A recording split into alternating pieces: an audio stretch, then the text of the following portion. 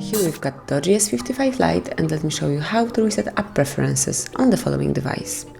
At first you have to open the list of all applications, then find and pick the settings. Here you have to select the last option, which is System, and then go to Reset Options. Now here you will notice Reset App Preferences. Simply click on it and come along with the notification that this operation will reset all preferences for disabled apps, disabled app notifications, default application for actions, background data restriction for apps, any permission restriction. However, you will not lose any app data. If you still want to perform this operation, click on Reset Apps. And that's it. You've just reset app preferences. Congrats!